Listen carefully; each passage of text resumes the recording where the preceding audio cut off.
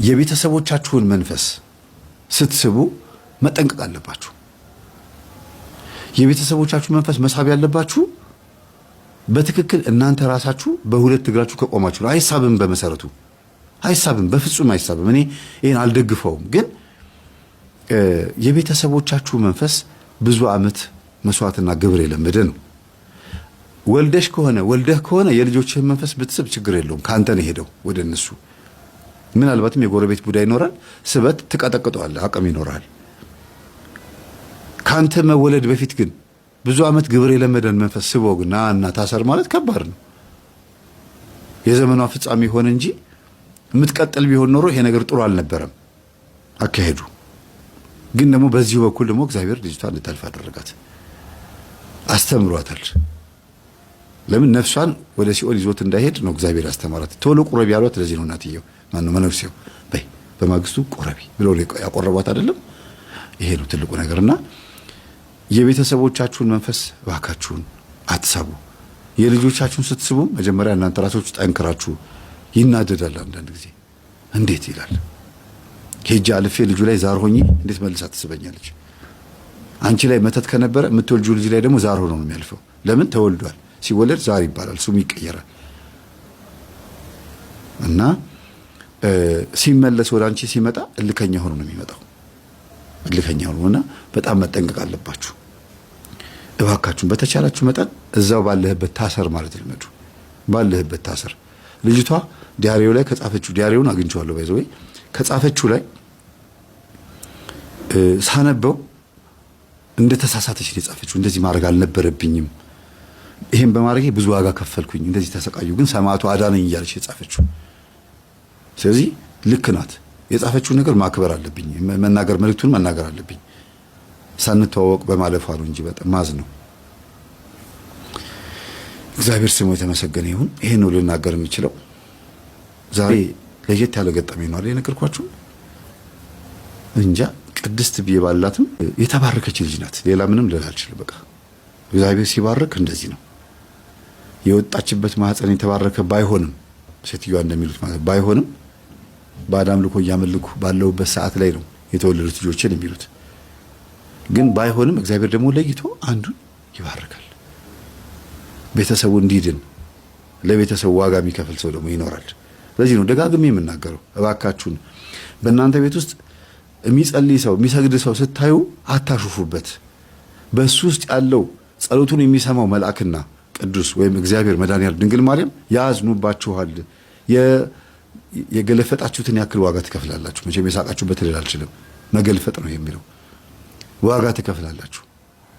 የሚሰግድ የሚጸልይ የሚተጋ ሰው መንፈሱ ባይወጣለትም እየጮኸ እየታገለም እንኳን ቢሆን እሱ ለሄደው እናንተ ምንድን ናችሁ? እሱ ጸበል ለሄደው፣ እሱ ለሰገደው፣ እሱ ለተጋው ምናችሁ ተነካ? ዝም ብላችሁ ያን ሰው ነፃነቱን መፍቀድ በቃ ይጸልይ ይስገድ። የግዴታ ከሰይጣን ተገላግሎ አይደለም ሰው ጻድቅ የሚሆነው።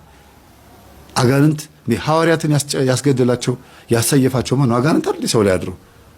ሰው በአጋንንት ሞተ ማለት አጋንንት ይዞት ሄደ ማለት አይደለም።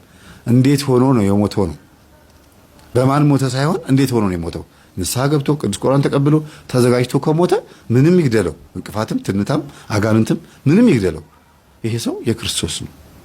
ነፍሱ ከስጋው ስትወጣ መላእክቶች ይመጡና የእኛ ናት ይላሉ። ይሄ ነው ማሰብ ያለባችሁ። እላዩ ላይ አጋንንት ስላለ እሱ በሽተኛ እናንተ ጤነኛ አይደለም። እንደዚህ ብሎ ነገር የለም። እንዲያውም አንደኛውኑ መንፈሱ የተጋለጠለት ሰው ይሻላል። ታውቃላችሁ ለምን? ጠላቴ ሰይጣን ነው ብሎ ሁልጊዜ ይሰግዳል። ጠላቴ ሰው ነው አይልም። መተት ወረወረብኝ ብሎ ቢያስብ እንኳን መንፈሱን እያሰረ ጸበል ለጸበል ይሮጣል። እግዚአብሔር ላይ ነው ተስፋ የሚያደርገው፣ ጸበሉ ላይ ነው ተስፋ የሚያደርገው። ምናችሁንም አይነካችሁም። ይታገል። ከቻላችሁ እንዲያውም ጸልይልኝ ማለት አለባችሁ ለእንደዚህ አይነት ሰው። አንዳንድ ኮሜንት ያለው በጣም ነው ማዝ ነው። በዚህ አጋጣሚ በእውነት እናንተም ታማችሁ እግዚአብሔር ያሳያችሁ እንዳልል የእናንተን መታመም አልፈልገውም። ለምን ሳትነቁ ከታመማችሁ ትጎዳላችሁ። የነቃ ሰው ሲታመም ይሻላል። አንዳንድ ጊዜ ኮሜንት ምን ያለው መምህር ተስፌ ጋር ሂጂ። አንዳንድ ሰዎች እንደዚህ ሆኜ ኢንተርቪው ሲደረጉ እንደዚህ ተደርጌ ልጅ እንደዚህ አድርጎት ነው ያሉ ኢንተርቪው ሲደረጉ ሌላ ዩቲዩብ ላይ መምህር ተስፌ ጋር ሂጂ ደዊ እሱ እንደዚህ ያደርግሻል እንደዚህ ያግዝሻል ብለው ሲጽፉ ከስር ኮሜንት ገብተው ምን ይላሉ? እሱ ለራሱ ባጋንንት ተይዞ ምን እሱ ላንቺ ምን ይጠቅምሻል ይላሉ። አዎ ምንም ላልጠቅማት ይችላል። የሚገርማችሁ ግን የሚጽፉት ሰዎች ምን አይነት አመለካከት ነው ያላቸው? አጋንንት ሲወጣልኝ ነው ያዩት ወይስ ሲያሰቃየኝ ነው ያዩት? ሰው ሲገላገል አይደል የሚያዩት? ወጣልኝ እፎይ ተገላገልኩ ማለት እኔ አጋንንታም ነኝ ማለት ነው። በጣም እኮ የሚገርም ነው እኮ እናንተ። ሰው እኮ እንዴት ከአፉ የሚወጣው ፍሬ እንደው አያስምረውም እኮ። እግዚአብሔር ቸር ነው እንጂ ከባድ ነው። ቸር ነው፣ በጣም በእውነት ቸር ነው። እኛስ በየቀኑ እያራገፍን እየተገላገልን ነው። አዎ ራሴን በሁለት እግሬ ካላቆምኩኝ ሰው ላግዝ አልችልም። ግን ደግሞ እንደዚህም ሆኜ ሰው እያገዝኩ ነው። ሲገባ ሲይዘው ሳባረው ቅዱስ ቁርባን ባይኖር ኖሮ ጸሎትና ቅዱስ ቁርባን ስግደት ባይኖር ኖሮ በህይወት አልኖርም ነበረ። ተውት ስግደት ጸሎቱን፣ ቅዱስ ቁርባን ባይኖር ኖሮ ጸበል ባይኖር ኖሮ በህይወት አልኖርም ነበረ ብዬ ደጋግሜ እናገራለሁ አይደል? በቃ ይሄንን እኛን የምንናገረው የምናስተምረውን ትምህርት የሚተቹ ሰዎች ቅዱስ ቁርባን ተቀብለው ያውቁ።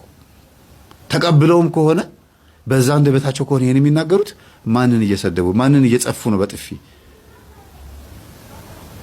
እያገለገልነው ያለነውን ክርስቶስን፣ በዛ ውስጥ ደግሞ እየተገለገሉ ያሉትን የቆረቡትን ምዕመናን በጥፊ እንደመምታት የሚቆጠረው። በጣም ነው የሚያሳዝነው። ቦታ አንዳንድ ጊዜ እንዴት ሰው ቢያንስ እንኳን ፍሬ አፍርቶ ሚዲያ ላይ ፍሬውን ይዞ እንኳን መጥቶ አያሳይም? ሁልጊዜ ሚዲያ ላይ በማውራት እኛስ የምንቀረጽበት ሰዓት አለን። ዶር ቱ ዶር የምናገለግልበት በየቤቱ ምክር አገልግሎት የምሰጥበት ሰዓት አለኝ። ከዚህ ሁሉ ሰዓቴ ለልጆቼ ከምሰጠው ቆጥቤ ለባለቤቴ ከምሰጠው ቆርጬ ከሁሉም ነገር በጣም ብዙ ነገር ወስጄ ነው እናንተ ላይ ትኩረት እያደረኩ ያለሁት እና እንደዛም ሆኖ ግን ፍሬያማ ነኝ። በጣም ነው እግዚአብሔርን ማመሰግነው። ሰዎች ይለወጣሉ፣ ቅዱስ ቁርባን ይቀበላሉ፣ ንስሐ ይገባሉ፣ ከባዕድ አምልኮ ይወጣሉ። ይሄ መታደል እኮ ነው። ይሄ ሚዲያ በመከፈቱ ስንት ነገር ተጠቀምኩኝ።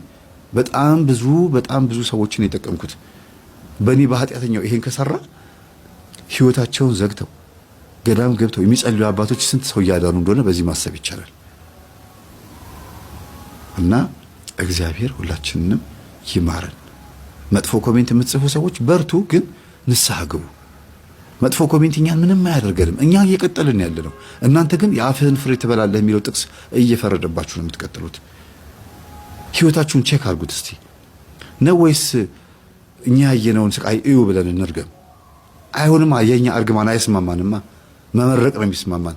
እንኳን እኛ የክርስቶስ ልጆች ነን ብለን የምናስበው ጠንቋዩ እንኳን ያጋንንት ልጅ የሆነው በለዓም እንኳን መርቅ አለኝ ብሎ ነው የመረቃቸው። ስለዚህ እኛ ያየነውን ስቃይ ሳይሆን ያየነውን ደስታ፣ ያየነውን በአጠቃላይ ደስ የሚል መንፈሳዊ ህይወትን ያሳያችሁ ነው የምንለው። ሚስጥር ይግለጥላችሁ፣ እላችሁ ያለው መንፈስ አፈንድቶ በዛ ያስተምራችሁ ነው የምንለው። ይሄ መቼም እንደ ስቃይ አትቆጥሩትም፣ እንደ መጥፎ ነገር አይቆጠርም። የተደበቀውን አጋንንት የያዘላችሁና በግምት የምታወሩበትን የእውነት ያርግላችሁ። በግምት አውርታችሁ ከምትነቀፉ የእውነት አይታችሁ የእውነት አውርታችሁ ፍሬያማ ሁኑ። ይሄ ነው ልንመርቅ የምንችለው እኛ።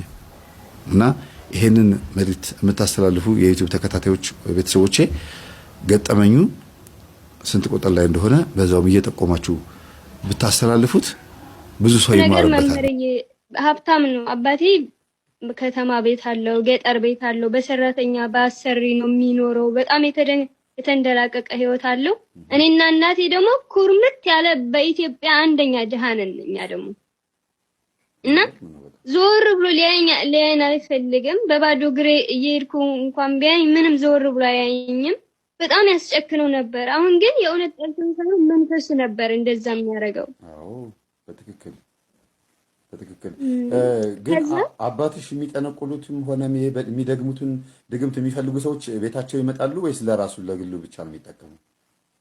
አረ ይመጣሉ። ታዋቂ እኮ ናቸው። ታዋቂ አንቱ የተባሉ ታዋቂ እንትን ደብተር ገላጭ ነው መጽሐፍ ገላጭ ናቸው። ይቀጠቅጣሉ፣ ስራ ስር ይምሳሉ።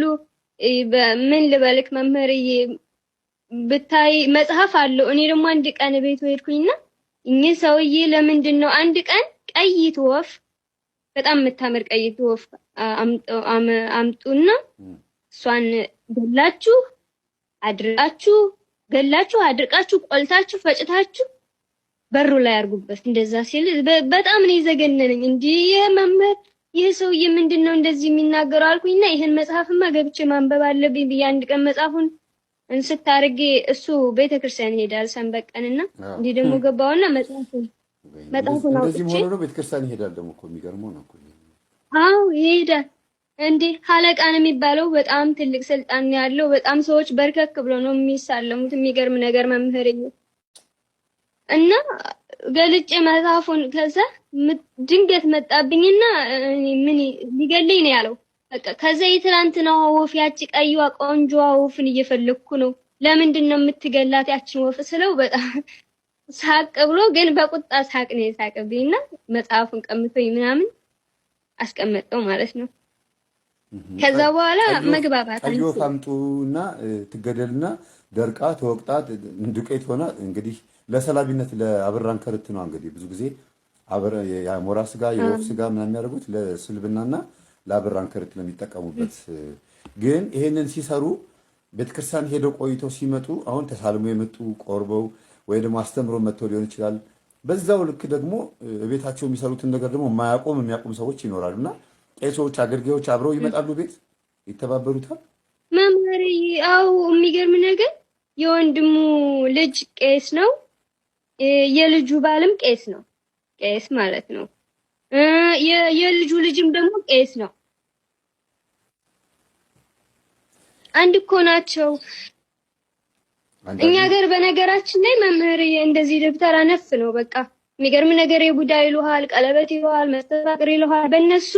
በእኛ ሀገር እንዲህ በቃ ኖርማል ነው፣ እንደ ኖርማል ነው። ደብተራ ብሎ ነገር የለም። እንደውም በጣም የሚከበሩት ከኖርማል ንጹህ ቄስ አይከበሩም። ንጹህ የሆኑ ቄሶች አሉ፣ ክብር የላቸውም፣ ሰው አያከብራቸውም። እነዚህ ድግምት የማያውቁ ማለት ነው አይደል? አው ድግምት የማያውቁ ከሆነ የማይረባ ብለው ነው እንደው የሚጠሯቸው። ምንም እነዛን ያክል ክብር የላቸውም። እንግዲህ ትልቅ እኮ ጸጋ፣ የሚገርም ጥሩ ስም እኮ ነው እኮ ማይረባ መባል። እውነት ነው፣ ማይረባ መባል ይሻላል። ይሄንን ተዋርሰውት እንትን ከሚሉ እውነት ነው። በጣም ከባድ ነው። ላወቀውማ እውነት ነው። አዎ የሚገርምሽ ለማሰራትም ለማስደገምም ለአብሾም ለምንም የሚመጡ አገልጋዮች ጓደኞቹ ከሆኑና የሚተባበሩት ከሆኑ የልብ የበለጠ የሚሰማው የዛን ጊዜ ነው። ግን ጊዜው እንደሄደ አሁን እንደሰለጠነ እንደዚያን ነገሮች እንደሚሰሩ ደግሞ አሁን ስንናገር ምን ስንል ሆን ብለን ስለ አባቶች የምናወራ የሚመስላቸው ሰዎች አሉና ምን ትያለሽ ስለ እነዚህ ሰዎች? ስለ ካህናት የምናወራ ይመስላል መምህር። እኔ የሚገርም ነገር እስካሁን ድረስ ያው መምህር ተስፋዬ ከኔ በላይ ይናገራቸዋል። ለምንድን ነው ግርም ይለኛል። ቤተክርስቲያን ውስጥ ቦታ ያላቸው ራሱ እንዴ ይታወቃል እኮ ግልጽ እኮ ነው። የሚገርም ነገር አብሾ የማይጠጣ የለም በእኛ ሀገር፣ የማይቀጠቅጥ የለም። እነዛ የማይቀጠቅጡቱ እንኳን ቦታ የላቸውም። ቤተክርስቲያን ውስጥ ቦታ የላቸውም። የእውነት ይሰድቧቸዋል። ምንም እኮ አያውቅም፣ ይሄ እኮ ዝም ብሎ የማይረባ ነው ይላሉ። የቆሎ ተማሪዎች እያሉ ገና መፈተኛ የሚባል ነገር አለ። መስተፋቅር መፈተኛ ይዳርጋሉ። ይሄ ንጹህ ተማሪ ምንም የማያውቀው ተማሪ አንድ ጊዜ ያሳብዱታል፣ አንድ ጊዜ ከትምህርቱ ያወድቁታል፣ አንድ ጊዜ በቃ ይሰቃያል። እንዳይሰቃይ ግን መጀመሪያ የሚያውቀው ይሄ ቅጠላ ቅጠሉን ነው። መጠበቂያ ይላሉ፣ ግርማ ሞገስ ይላሉ። ምን ልበልክ ብዙ ነገር ነው ያለው። ይገርማል። ስለዚህ እንደው ጠቅለል ልናልከው ብዬ ነው። ምክንያቱም ብዙ ካወራን ሆን ብለን ታርጌትሊ እኛ የተዋህዶ ልጆች ያልሆንን ሆኖ ታርጌት ያደረግን ለጠላት አሳልፈን የምንሰጥ እንዳይመስል እኛም ደግሞ ቤታችንን ስለምንወዳት ሆዲፍ ጆ ብለን እንለፈውና ወደ እስልምና እንድትገቢ ያደረገሽ ይሄኛው አይነት የአባትሽ አካሄድ ነው ማለት ነው። አዎ መምህር፣ የመጀመሪያ አሪፍ የሆነው እንጂ በህፃንነቴ ታምሜ ሙቼ እንደነበር እናቴ ነግራኛለች። ሙተሽ ተለቅሶ ውሃ ቀርቦ የሬሳ ማጠቢያ ውሃ ሊለ እሱ ቀርቦ አጥበው ሊገንዙ እናቴ ግን እምቢ አለች። ገና ሙቀቱ አልበረደም፣ የሰውነቷ ሙቀቱ አልበረደምና ልጅ ያልሞተችም ብዬ አንቺ ላይ ሁኜ ድንግል ማርያም እያልኩ አለቅስ ነበረ። የተወለድኩት የሚገርም ነገር መምህርዬ በልደታ ማርያም ነው። በአንድ ነው የተወለድኩት እና ስታለቅስ ከሞትኩ በኋላ ከትንሽ ደቂቃዎች በኋላ ምናምን አጎቴ ይሳደባት ነበረ እናቴን። ሙታለች እኮ ለምንድን ነው እንደዚህ ይላታል። እናቴ ግን ሰውነቷ ገና አልቀዘቀዘም፣ ልጄ ትድናለች እያለች ታለቅስ ነበረና እግዚአብሔር አምላክ አድኖኛል። እግዚአብሔር ይመስገን። በጣም ይገርማል። መቼም ሞተሽ ከሞት ተነስተሽ ነው ታዲያ የምታወሪን አይባልም እንጂ ያው ተነስተሽ ነው እንጂ የሚገርም ነው። አንዳንድ ጊዜ ሞቶ የተነሱ ሰዎችን ኢንተርቪው በማድረግበት ሰዓት ይሄ ትውልድ መቼም አመንዝራ ትውልድ እግዚአብሔርንም የሚጠራጠር መጽሐፍ ቅዱስ የሚጠራጠር ስለሆነ ብዙም አላቀርበውም እንጂ ራሳችሁ ስትመሰክሩት ደስ ይላል።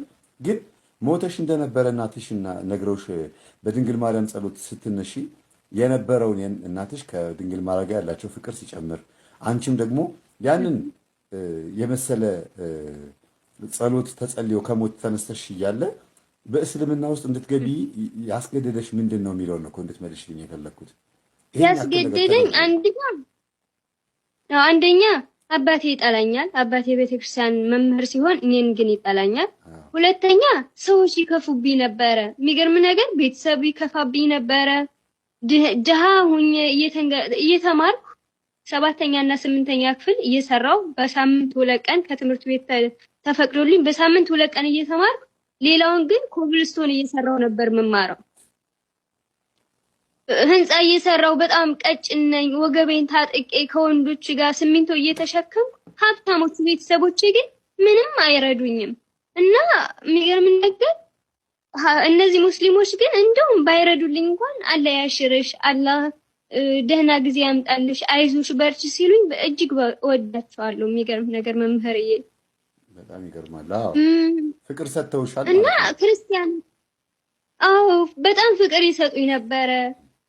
ደግሞ ማያቸው ወንዶቹ ራሱ የክርስቲያን ወንዶች እኔን የሚጠይቁኝ ለዝሙት ነው። ድሃ ስለሆንኩኝ ብቻ ገንዘብ ሰጥተው ሊጫወቱብኝ ነው የሚፈልጉት እንጂ የእውነት ለትዳር አስቦኝ አያውቁም። በዚህ ደግሞ በጣም ማረርባቸው ነበር። ምን አይነት ተፈጥሮ ነው?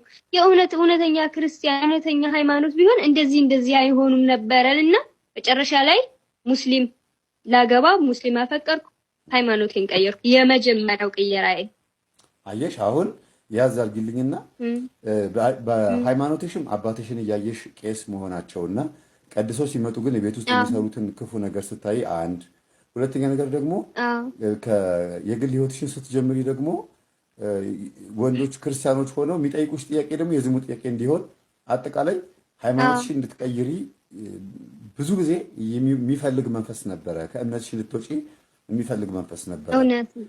ይሄንን ታዲያ ይሄንን እንደዚህ ያዥልኝና አባትሽ ላይ አንዳንድ ጊዜ የሃይማኖት ችግር አለባቸው ወይ ታስቢያለሽ? ይሄ መጠራጠር፣ ማስካድ ወይ ቅብአት ምናምን የሚባል የእስላም ዛር እንዳለባቸው ምናምን የሰማሽው በቤተሰብ በእናትሽም ወይ በአያትሽ በኩል ካለ ነው እንደዚህ ብዙ ጊዜ አንዴ ወሰድ አንዴ መጣ የሚያደርገውና እንዴት ታዲያ አባትሽን እንደዛ ምግባር እያየሽ የሚጠይቁሽም ወንዶች ክርስቲያኖችን በሙሉ የዝሙት ጥያቄ የሚጠይቁሽ አድርጎ እምነትሽን እንድትክጂ አድርጎ ዛሬ ላይ ግን እንዴት አመለጥሽ የሚለው ነገር ሳስበው ገርሞኝ ነውና አመቻችቶ ምንድን ያደረገው ሙስሊም እንድታገቢ ያደረገ።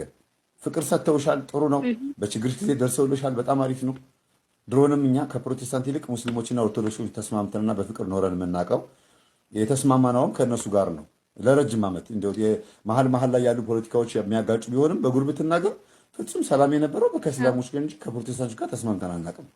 ግን ይሄንን በስራም ሆነ በፍቅር ከእነሱ ጋር ስትገናኝ ፍጹም የሆነ ፍቅር ሰጥተውሽ ደግሞ ከገባሽ በኋላ እንዴት ደግሞ ተመለስ